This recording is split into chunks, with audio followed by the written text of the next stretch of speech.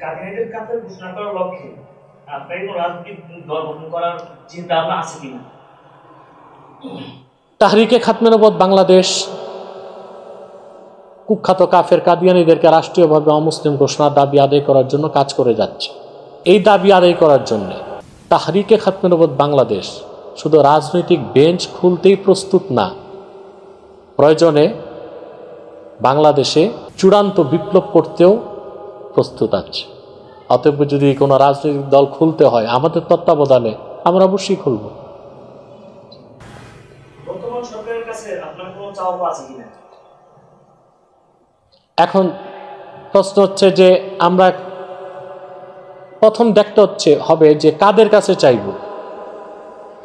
যাদের কাছে চাইব তাদের আকীদা কি, বিশ্বাস কি, তাদের নীতি কি। হ্যাঁ, আমরা তো চাওয়ারটা চাইবই, এবং বর্তমান যে সরকার আছে তাদের কাছে আমরা বলবো যে এদেশের মুসলমানদের, সকল ঘরানা মুসলমানদের দীর্ঘদিনের দাবি যে কাদিয়ানীদেরকে রাষ্ট্রীয়ভাবে অমুসলিম ঘোষণা করতে হবে। আমি তো এটাই বলবো এই সরকারকে, এই দাবিটাকে যেন তারা মেনে নেয়।